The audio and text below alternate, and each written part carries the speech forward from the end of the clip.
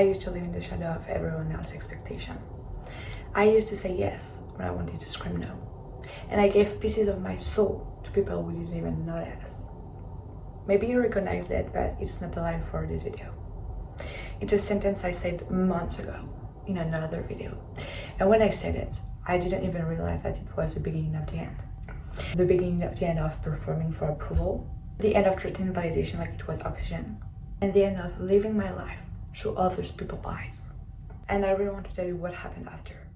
And no, not in the TikTok vlog way, not the and then I held and everything was perfect. Absolutely not. I want to show you the real human version. The version where you feel messy, where you feel uncomfortable. The one that you don't really want to show on social. Hi my loves, I'm Liloh and welcome back on my channel.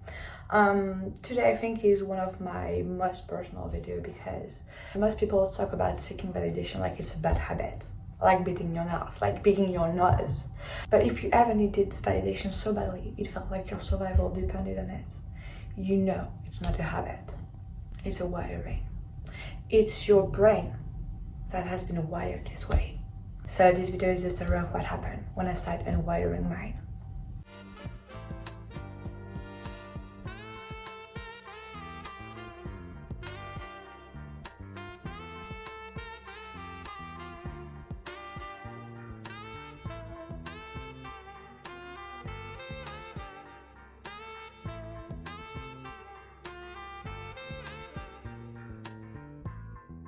Okay, so first let me tell you what validation looks like in my life. And no, it won't be the dictionary definition, it will be the light version, the experience version, the one I lived. So for me it looked like saying yes to plans I dreaded because I was terrified being left out. It was staying in a relationship for months after they were dead. Because being alone felt like proof I wasn't worth staying for. It was shrinking my opinions, shrinking my beliefs until they were so small that nobody could disagree with them. I was literally crafting every sentence just to be agreeable for people. And now I realize that I was just editing myself in real life, in real time, you know? I was editing every word, every pause, and every expression just to make sure I was being received well, you know? And I spent so much years in my life doing that. It was also choosing a specific study field just because my family see me in, etc. There's so much more example. And the truth is that was constant. And that was exhausting. And I didn't even realize I was doing it when I was doing it, you know? And the truth is when validation is your currency, you don't realize that you are performing. You actually just feel yourself existing. And the constant monitoring of everyone's emotional states feels like breathing. And you don't even realize that you are holding your breath until you finally let it out. So no, you don't even realize that you are people pleasing, that you are acting, that you are performing for validation. Because it feels natural to you, because your body, your nervous system being wired accordingly, being wired in that way. And actually there's a part about the nervous system that nobody really talks about. Seeking validation isn't just psychological, it is also physiological. Because when you spend all your formative years in an environment where approval meant safety and disapproval meant danger, whether that was emotional danger or physical, your body, your brain, your nervous system wired accordingly.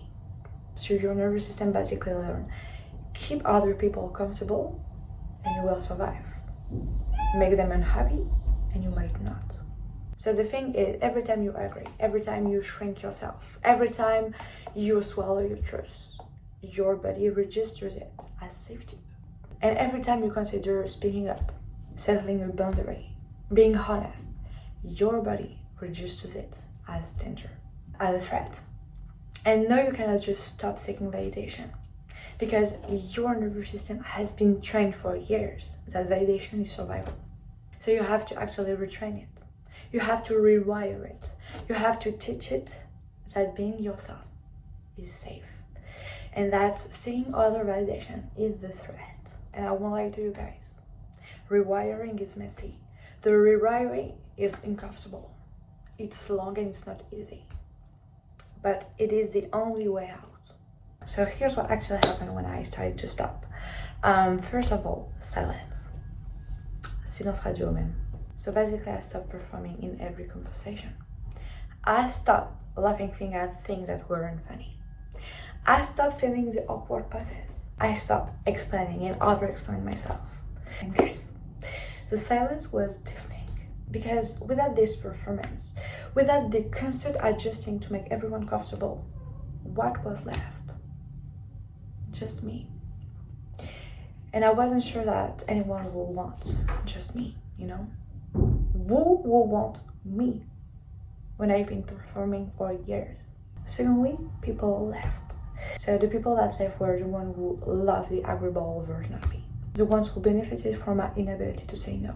The ones who were comfortable with me because I made myself small. And no, they didn't like the version of me that had opinions, that had boundaries, that has needs, that wasn't always available for the emotional confidence. So yeah, people left, and at first I felt bad because it felt like a confirmation that I wasn't for staying for again, but it wasn't. And you just have to accept that the people who are leaving because you're becoming more true to yourself aren't the one for you.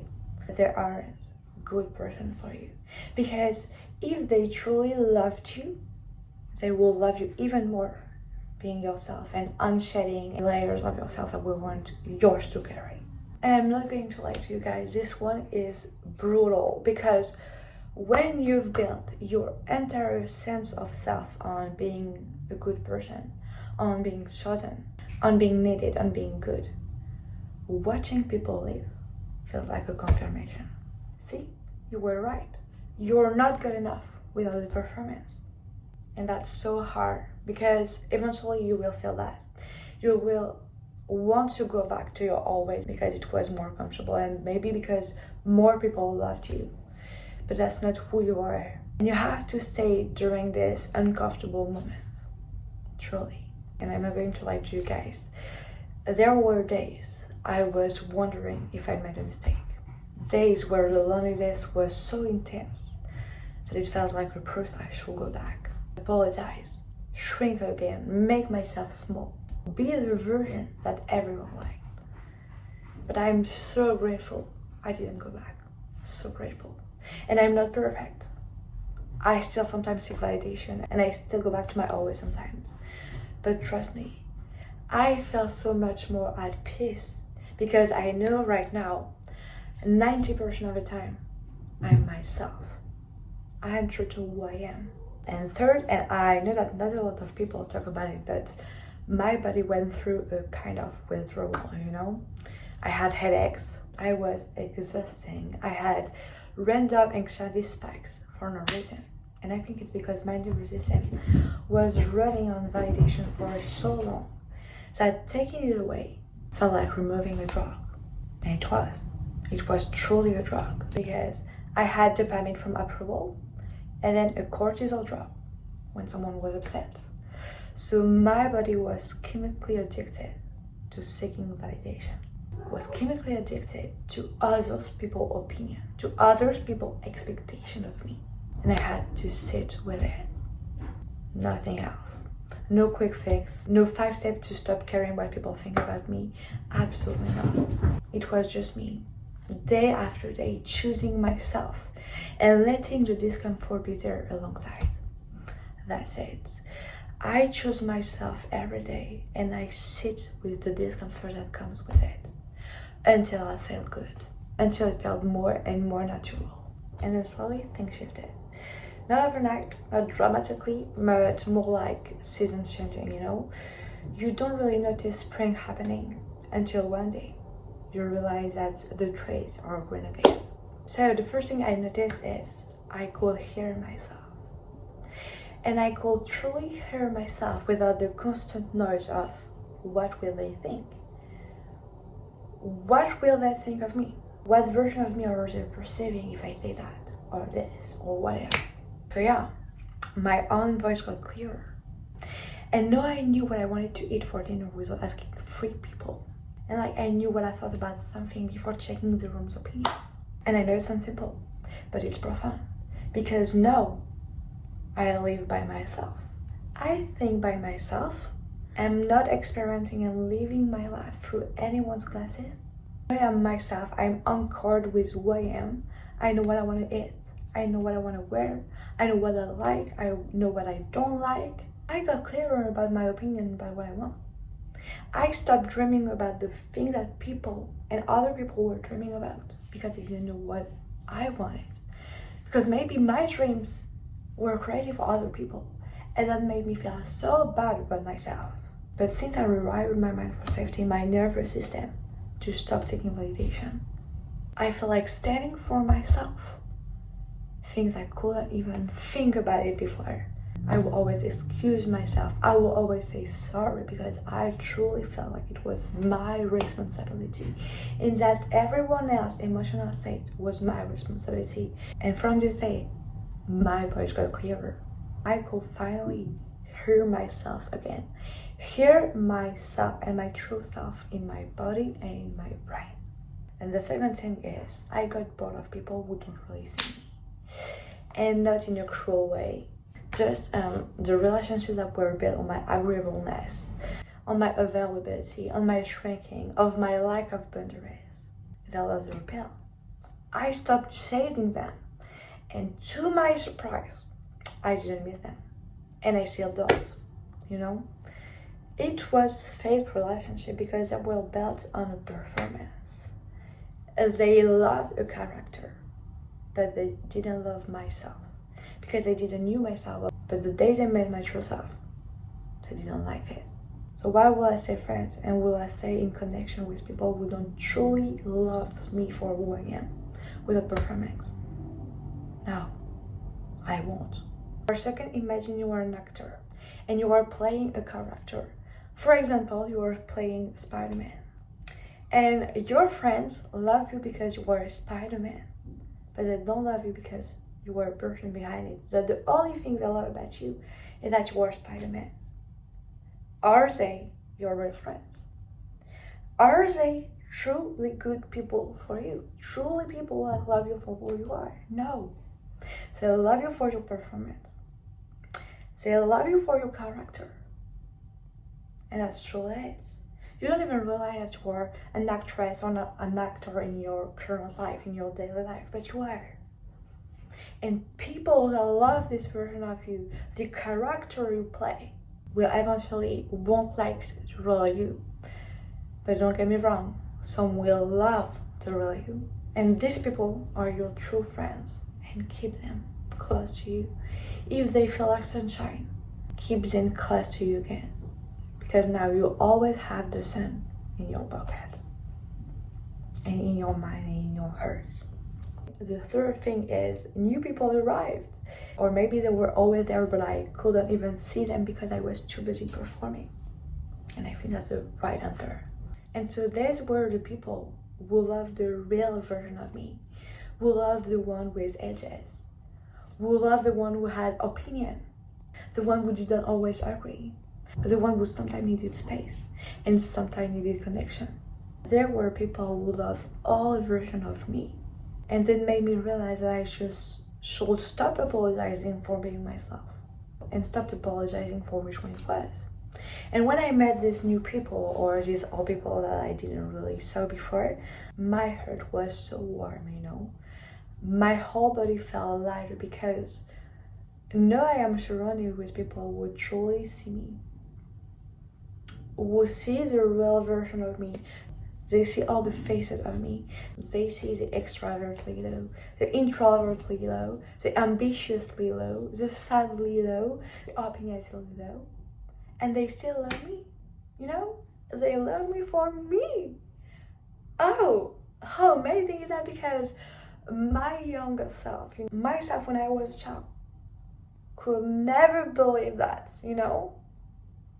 She lived her entire life performing to be loved, and now she's loved without performing. I can't even tell you how good it feels to finally be yourself and to finally be you. And it's not easy every day, you know, because sometimes you don't really know what you want and you kind of lost in your journey. But at least you have yourself.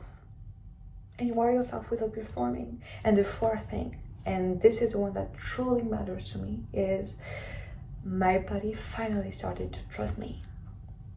So all my tension eased, my jaw unclenched, my shoulders dropped, and I didn't even realize they were in my ears for a decade. My sleep got deeper, my connection got deeper, because here's the thing, when you stop overriding your own signals to keep the peace, your nervous system gets a message. I'm not in danger anymore. I don't have to perform to survive. I can just be myself. We are safe. We are safe just living and just existing as we are. And being without performance, without the constant scanning for approval. Being feels uncomfortable at first. It feels unfamiliar, like riding with your non-dominant hand. But trust me, with repetition, it becomes a new familiar. It becomes a new normal. It becomes home. So if you're in the withdrawal phase right now, if the silence feels heavy, if people are leaving, if your body feels uncomfortable and strange, I need you to hear this. You are not doing it wrong. You are, in fact, doing it right. The discomfort is the old wiring being asked to change. It fights back, and that's absolutely normal. And don't get me wrong, validation from others is a drug, and the sobriety from it. So sourcing your own sense of worth from inside your body, it feels unnatural. It feels weird at first, unnatural, lonely, alone, uncomfortable. But on the other side of that loneliness is something I can't fully describe. It's not happiness, it's deeper than happiness, it's peace. It's waking up and knowing that you chose yourself. Not because someone validated you into it, but because you finally believe that you are worth choosing. And that's completely different. So that's it for today. Let me know in the comments what's the hardest part of breaking the validation cycle for you. Or if you're on the other side, what help? Share it. I read them and someone else reading needs your words. So thank you so much for being here. Thank you so much for listening, for choosing yourself in whatever small way you just did by watching this. And I wish you the best of the week, and I'll see you in the next one.